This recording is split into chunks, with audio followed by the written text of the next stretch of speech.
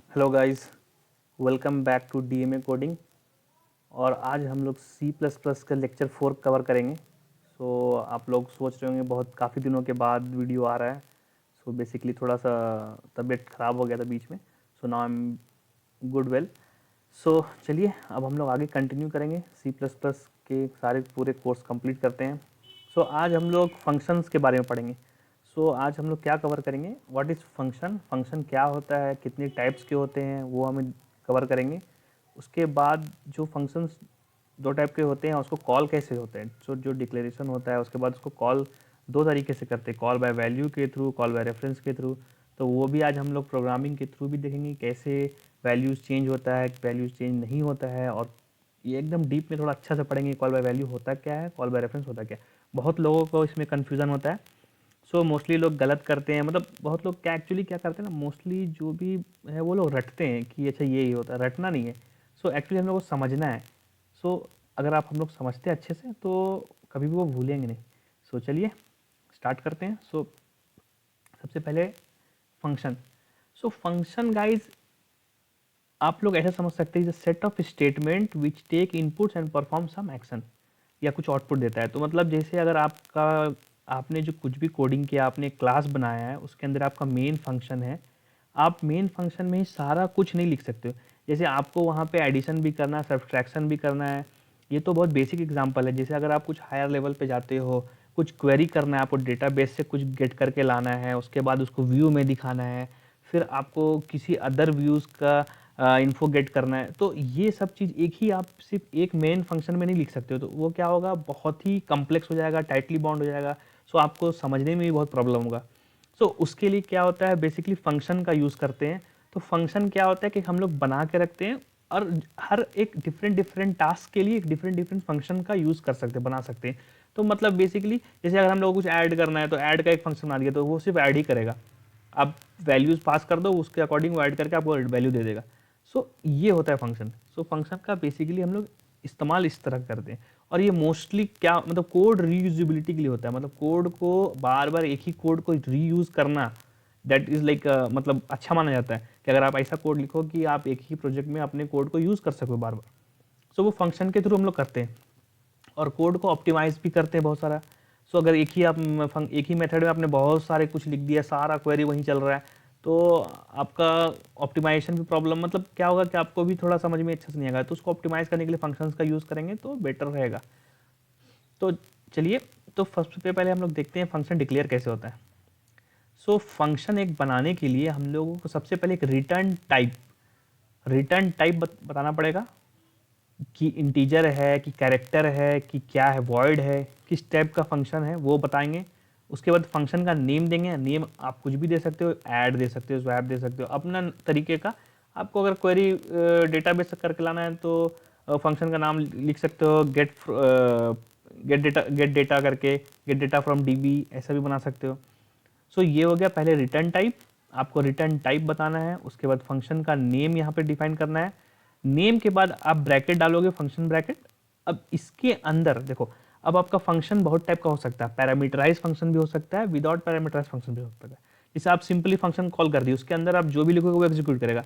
But आपको कुछ parameter भी पास भेजना है फंक्शन के साथ, आपको कुछ वैल्यूज भी भेजना है, तो आपको पैरामीटर लगाना पड़ेगा।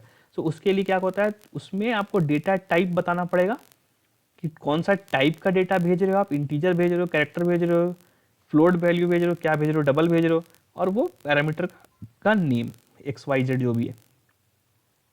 अब उसके बाद ये करली ब्रेसेस यहाँ से यहाँ बंद होगा, और उसके अंदर जो भी कोड एग्जीक्यूट होगा वो एज अ फंक्शन के अंदर कहलाएगा। तो जैसे हमने एक एग्जांपल के लिए यहाँ पे एक छोटा सा बना के रखा है, आपको देखिएगा इंटीजर टाइप का हमारा एक फंक्शन ऐड के नाम से है। वो क्या वैल्यू ले रहा है, इंटीजर टाइप का एक्स वैल्यू गेट कर रहा है, और इसके अंदर क्या हो रहा है, X equal to X plus one हो रहा है, ये वाला कोड। तो ये एज अ एक फंक्शन हो गया। अब बहुत तरीके का फंक्शन आप बना सकते हो। जैसे यहाँ पे मैंने एग्जांपल में कुछ दिखाया है, इंट मैक्स, इसमें दो पैरामीटर पास हो रहा है, इंट और एक और इंट का वैल्यू पास करेंगे। अब जैसे ये हो गया आपका पॉइंटर वाला फंक्शन है, ठीक है। ये भी कैरेक्टर पॉइंटर का, आप जहाँ पे स्टार देख रहे हो वो पॉइंटर होता है। तो पॉइंटर क्या होता है वो मैं आपको बताऊंगा आगे, अभी थोड़ा देर में हम लोग कॉल बाय रेफरेंस में उसको पढ़ेंगे। ये इंटीजर फंक्शन हो गया। अब आप देखोगे तो फंक्शन दो टाइप के होते हैं, एक होता है लाइब्रेरी फंक्शन, एक होता है यूजर डिफाइंड फंक्शन। सो लाइब्रेरी फंक्शन वो फंक्शन है जो बाय डिफ़ॉल्ट C++ के लाइब्रेरी में हमें मिलता है। जैसे आप मैथ्स का यूज़ करते हो, SQL का यूज़ करते हो, SQRT का यूज़ कर रहे हो, मतलब कुछ भी प्री डिफाइंड जो C++ अपना देता है आप उस फंक्शन का यूज़ कर रहे हो, क्लियर ch करते हो, गेट ch करते हो, ये सारे चीज़।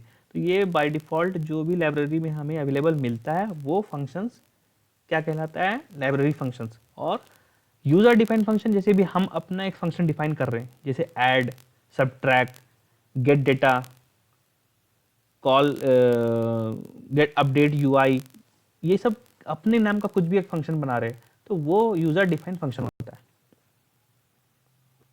तो चलिए पहले हम लोग फंक्शन थोड़ा सा डिक्लेयर करके बता देते हैं, उसके बाद हम लोग आगे क्या पढ़ेंगे, call by reference and call by values पढ़ेंगे।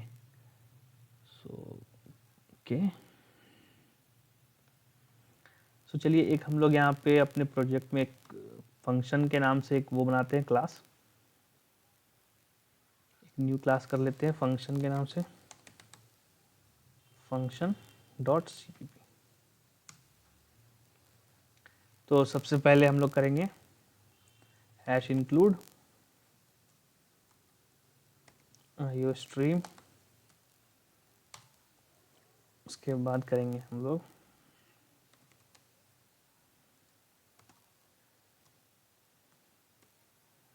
Using name space std।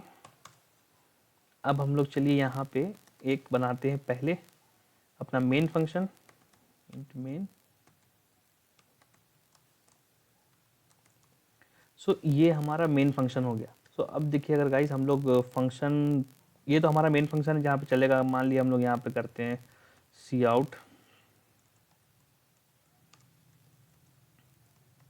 This is our main function और मेन फंक्शन मेथड और मेन मेथड। चलिए ठीक है, तो अब हम लोग क्या करेंगे कि एक फंक्शन क्लास एक फंक्शन बनाते हैं जहाँ वो फंक्शन हम लोग अपने मेन से कॉल करेंगे। सो सबसे पहले चलिए यहाँ पे ऊपर में एक फंक्शन बनाते हैं। अभी हम लोग बनाते हैं एक वॉइड, क्या टाइप का फंक्शन, वॉइड मतलब कुछ भी रिटर्न वो नहीं करेगा, ऐसा फंक्शन बनाएंगे जिससे हम लोग एक्सपेक्ट नहीं कर रहे कोई वैल्यू रिटर्न कराने का, सिर्फ फंक्शन होगा। वॉइड प्रिंट माई नेम, ये प्रिंट माई नेम के से एक हमने फंक्शन बनाया, ठीक है। और ये कुछ भी पैरामीटर अभी गेट नहीं कर रहा है, हम लोग इसको कोई भी पैरामीटर, क्योंकि हमने यहाँ कोई पैरामीटर पास नहीं किया, सिंपल प्रिंट माई नेम एक फंक्शन बनाया। इसके अंदर क्या होगा, सी आउट, और ये क्या करेगा, my name is DMA coding, तो ये प्रिंट कर देगा। अब ये तो फंक्शन हमने बना लिया यहाँ पे, बट अब इस फंक्शन को हम लोग कॉल कैसे करेंगे। तो कॉल करने के लिए हमें क्या करना पड़ेगा, अपने मेन मेथड से सिंपल प्रिंट माई नेम और ये फंक्शन ब्रैकेट। सो अब क्या होगा, ये फंक्शन कॉल होगा। चलिए इसी तरीके से एक और फंक्शन बनाते हैं। चलिए एक फंक्शन तो हमने यहाँ पे बनाया, अब हम लोग एक इस मेन के बाद बना के देखते हैं। आपको हम लोग ये भी बता देते हैं ये होता क्या एक्चुअली। चलिए void print my college name, print my college name का एक हमने फंक्शन बनाया, सॉरी, और यहाँ पे भी cout my college name is, चलिए कुछ भी डाल देते हैं अभी, ठीक है, ओके।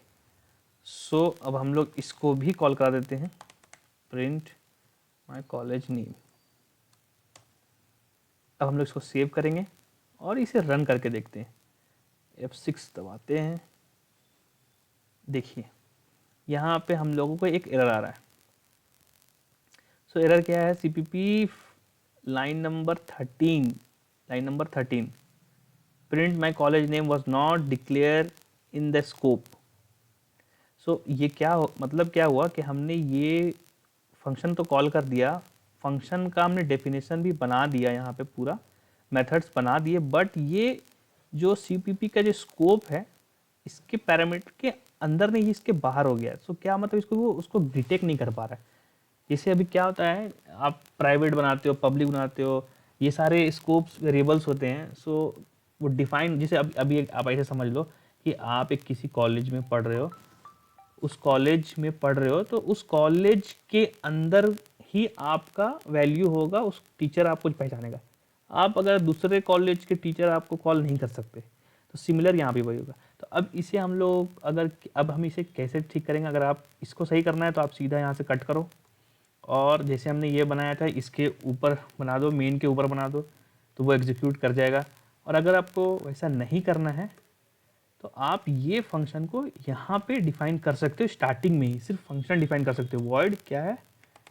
Print my college.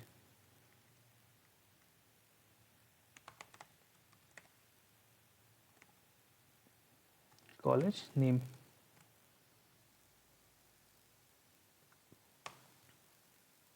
सो हमने ये कर दिया।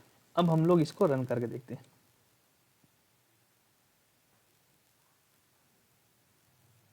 देखिए, सी गाइस, अब देखिए हमारा कि this is our main method. Okay, so मैंने ये यहाँ पे अभी कुछ स्लैश एन का यूज़ नहीं किया, एंडल का यूज़ नहीं किया, इसलिए सारा एक ही लाइन में आ गया है। ठीक है, सो पहले हमारा क्या हुआ? This is our main method, ये वाला एग्जीक्यूट किया, this is our main method. उसके बाद my name is DMA coding, ये प्रिंट माई नेम। सो ये वाला हमारा कॉल हुआ पहले। उसके बाद क्या हुआ call? Print my college name. So ये हमारा कॉलेज नेम भी प्रिंट हो गया। सो बहुत सारे आपको ये एक अच्छा तरीका है। पहले अगर आपको फंक्शंस भी बनाने हैं, आप कहीं पे भी बना सकते हो, लास्ट में भी बना सकते हो, बट वो फंक्शन को आपको यहाँ पे एज अ सिंपल डिफाइन करना पड़ेगा। देन ओनली वो उसको समझेगा और सी का अपना ये मेन फंक्शन को समझेगा कि इसके स्कोप में है, डिफाइन हो गया, देन ओनली उसके और उसको कॉल करेगा। अदरवाइज अगर आप ये नहीं करते हो तो ये इसको कॉल नहीं करेगा, एरर देगा। तो या तो इधर आप मेन फंक्शन के ऊपर बना लो कोई फंक्शन, या अगर आप नीचे बनाना चाहते हो तो सिर्फ उसके जो भी उसका नेम है फंक्शन का, और वो डिफाइन आपको यहाँ पे करना पड़ेगा। सो गाइस, आपको ये फंक्शन समझ में आ गया होगा कि फंक्शन बनता कैसे है, और फंक्शन बना तो फंक्शन को कॉल कैसे कराते हैं। तो चलिए अब हम लोग पढ़ेंगे कॉल बाय रेफरेंस और कॉल बाय वैल्यू क्या होता है। सो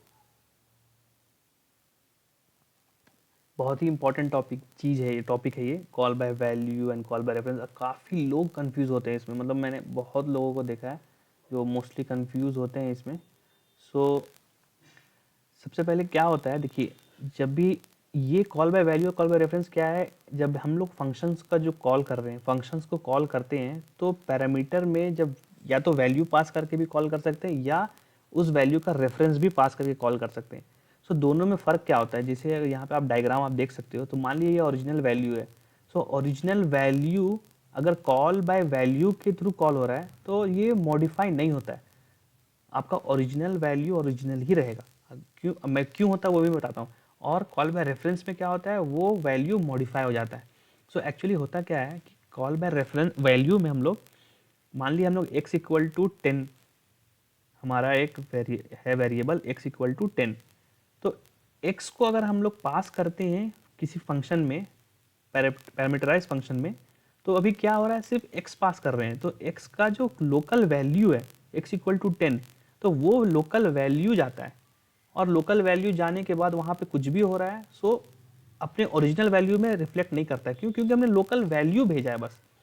वही अगर आप रेफरेंस वाले में क्या होता है, कॉल बाय रेफरेंस में, अगर x इक्वल टू 10 है और आपने यहाँ पे अपने फंक्शन में x का वैल्यू पास कर रहे हो, बट सिर्फ x पास नहीं कर रहे हो, एंड ऑपरेटर लगा के पास कर रहे हो x। एंड ऑपरेटर क्या करता है, वो एड्रेस गेट करता है।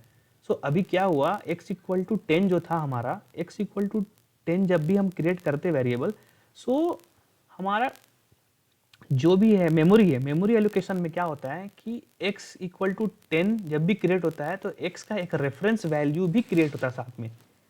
सो वो रेफरेंस वैल्यू एंड ऑपरेटर से गेट करता है।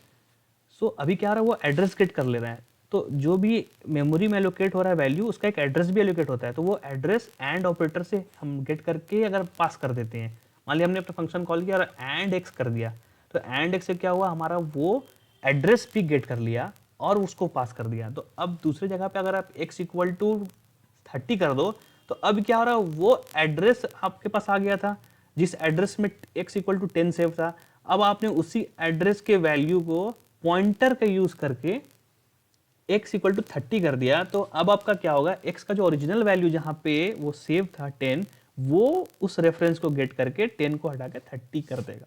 तो ओरिजिनल वैल्यू चेंज हो रहा है। सो ये है main difference call by value और कॉल बाय रेफरेंस में।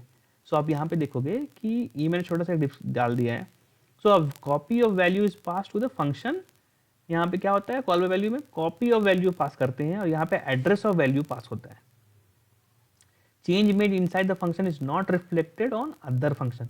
सो कुछ भी चेंज अगर उस मेथड में मतलब वेरिएबल में करेंगे फंक्शन के अंदर, तो कोई भी मेन में कुछ भी चेंज नहीं होगा। और यहाँ change made inside the function is reflected outside the function, यहाँ पे कुछ भी चेंज होगा तो उसका ओरिजिनल वैल्यू में भी चेंज होगा। Actual and formal argument will be created in different memory location. इसमें डिफरेंट मेमोरी लोकेशन में होता है। जो भी एक्चुअल पहले का जो वैल्यू सेव था वो अदर मेमोरी लोकेशन में था, और जो मॉडिफाई होने के बाद भी सेव हुआ वो अदर में हुआ। बट यहाँ पे दोनों सेम ही में होता है, इसके वजह से वो वैल्यू चेंज हो जाता है। सो चलिए इसको प्रोग्राम के थ्रू करके देखते हैं, सो आपको ज़्यादा अच्छा समझ में आएगा। चलिए, और गाइज आपको ये वीडियो अच्छा लग रहा है तो पूरा एंड तक जरूर देखें, then only you will come to know कि पूरा call by reference call by value कैसे कॉल हो रहा है, कैसे होता है, समझ में आएगा। और आप प्लीज़ मेरे चैनल को भी लाइक एंड सब्सक्राइब करें ताकि मुझे भी अच्छा लगेगा और मैं और अच्छे अच्छे वीडियोस बनाऊंगा। तो चलिए यहाँ पे एक हम लोग फंक्शन बनाते हैं, फिर से फंक्शन कॉल बाय वैल्यू के नाम से .cpp एक क्लास बना लिए। सो पहले हम लोग कॉल बाय वैल्यू देखते क्या होता है। तो hash include iostream using namespace std। अब देखिए हम लोग यहाँ पे पहले तो इंट मेन फंक्शन बना लेते हैं, अपना एक मेन फंक्शन जो कि रिटर्न करेगा 0। अब इस मेन फंक्शन में से हम लोग यहाँ पे एक बार लिख लेते हैं, हम यहाँ पे एक इंट x इक्वल टू 10, ये हमने एक वेरिएबल बना लिया x इक्वल टू 10। अब इस x इक्वल टू 10 का एक आपका जो मेमोरी एलोकेट हुआ होगा उसके साथ एक रेफरेंस वैल्यू भी एलोकेट हो गया होगा, एड्रेस, ठीक है। बट अभी हम लोग x इक्वल टू 10 समझिए, और अब हम लोग क्या करेंगे, एक बनाएंगे फंक्शन जो कि हमारा होगा void के नाम से, और इसका नाम देंगे कॉल बाय वैल्यू के नाम से एक बना लेते हैं, के नाम से एक हम लोग बना लेते हैं, ठीक है। और यहाँ पे हम लोग क्या करेंगे, इंट गेट करेंगे क्या, x। ये x और ये x जरूरी नहीं कि सेम है, मतलब क्या है कि हम यहाँ से x पास करेंगे और ये लोकल x है, उसका वैल्यू x में, चलिए इसको x नहीं तो आप a भी रख सकते हो ताकि आपको थोड़ा कंफ्यूजन ना हो, a रख लेते हैं। अब यहाँ पे हम लोग क्या करेंगे, a equal to 30 value pass assign कर देंगे a को, ये हमने क्या किया, ठीक है। अब हम लोग यहाँ से कॉल बाय वैल्यू को कॉल करेंगे, और क्या पास करना, वो उसको क्या रिक्वायरमेंट है, इंट a, एक इंटीजर टाइप का वैल्यू चाहिए, और इन क्या हम भेजेंगे यहाँ से x जो कि है 10। सो अभी क्या हुआ, सबसे पहले आप समझ लो, एक हमारा मेन फंक्शन हमने बनाया, उसके अंदर हमने int x equal to 10 define कर दिया। सो x का वैल्यू कितना है 10, और अब इस x को हमने क्या किया, x को हमने पास कर दिया ये कॉल बाय वैल्यू फंक्शन में। हमने एक फंक्शन बना के रखा है कॉल बाय वैल्यू, जिसमें एक वैल्यू चाहिए जो कि हम क्या पास कर रहे हैं, x। बट अब ये x क्या कर रहा है, x जो हमने यहाँ पे 10 आया, अब वो उसको क्या करेगा, x का वैल्यू को 30 कर देगा, बट ये लोकली 30 होगा। बट ये क्या हो रहा है, लोकली, क्योंकि हम सिर्फ वैल्यू, लोकल वैल्यू पास कर रहे हैं, इसका रेफरेंस पास नहीं कर रहे। अब हम लोग यहाँ पे इसको प्रिंट करके भी देख लेते हैं, cout value of x is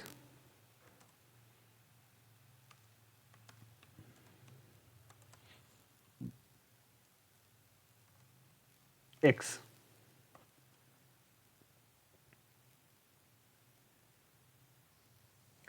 expected है,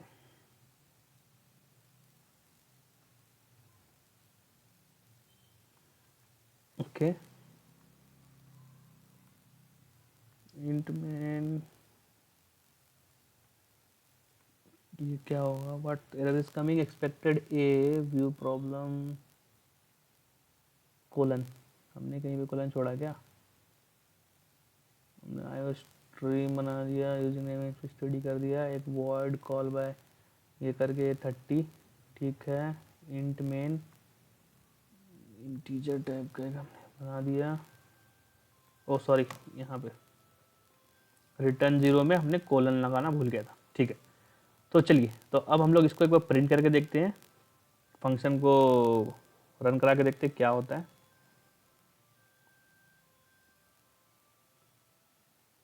देखिए वैल्यू ऑफ x इज 10, अभी भी वैल्यू ऑफ x इज 10 ही है। अभी ये क्या हुआ, हमने लोकल वैल्यू भेजा था, ये x का सिर्फ value, reference value, local value भेजा यहाँ पे, और उसको a = 30 कराया, तो वो कुछ चेंज नहीं हुआ। क्यों? क्योंकि हमने लोकल वैल्यू भेजा। सो अगर आप यहाँ पे देखना चाहोगे कि what value is coming here, so इसके लिए हम लोग चलिए यहाँ पे भी सी आउट लगा लेते हैं, cout call by value a = a का वैल्यू कितना आ रहा है a, चलिए इसको प्रिंट करा के देख लेते हैं, सॉरी इसको प्रिंट करा के हम लोग देख लेंगे, सी आउट,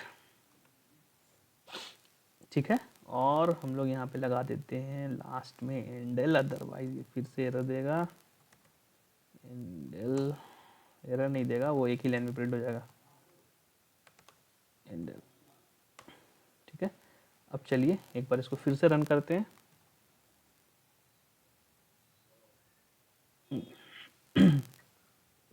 ये देखिए।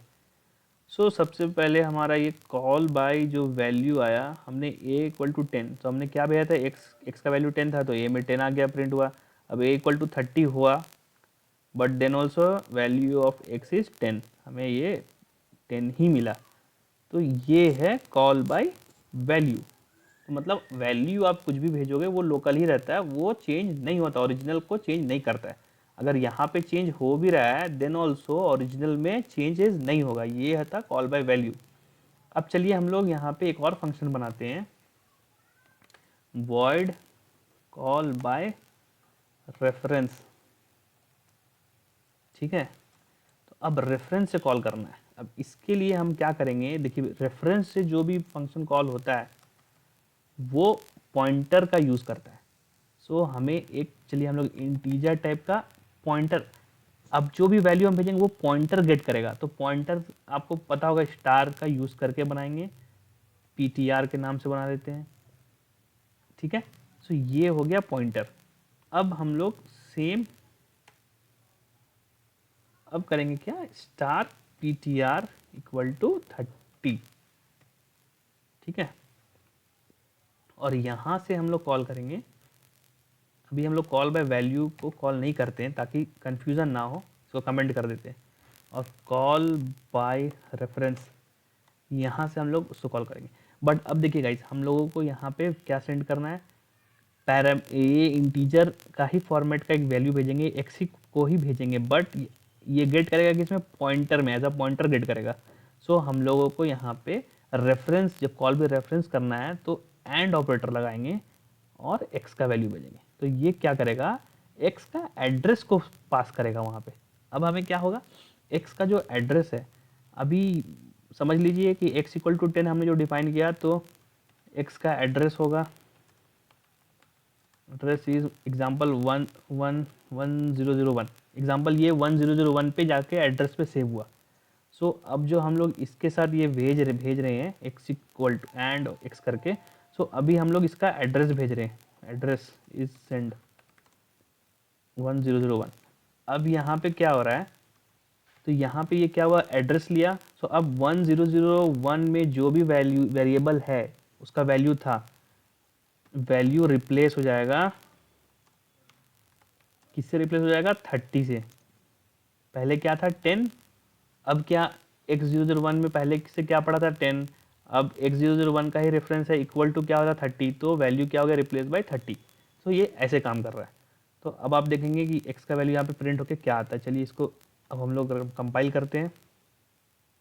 देखिए यहाँ पे कंपाइल होके देखिए the value of x is 30। अब क्या हुआ, वैल्यू ऑफ x बिकम 30। अभी तो 10 था, हमने 10 ही यहाँ पे प्रिंट कराना था, बट क्या हुआ, हमने कॉल बाय रेफरेंस कॉल किया, इस वैल्यू का रेफरेंस को पास किया, मान लीजिए एड्रेस को पास किया एंड ऑपरेटर का यूज़ करके, और ये एड्रेस पास किया तो समझ लीजिए इस टाइप का एड्रेस गया होगा। अब ये जो मेमोरी में एड्रेस क्रिएट हुआ है सेम एड्रेस का यूज़ करके उसको उसने असाइन कर दिया 30 वैल्यू। सो अब क्या हुआ, ये वैल्यू रिप्लेस हो गया 30 से, 10 replace by 30। So 10 replace by 30, ठीक है। सो होपफुली गाइज आपको ये अच्छे से समझ में आया होगा। अगर आपको अभी भी डाउट्स है तो प्लीज़ कमेंट करें और कमेंट में बताएं मुझे, मैं आपको और डिटेल में ये एक्सप्लेन कर सकता हूँ। सो होपफुली गाइज अभी तक के लिए इतना ही करते हैं, नेक्स्ट लेक्चर में फिर मिलेंगे जल्दी। और please like and subscribe my channel और प्लीज़ शेयर। Thank you.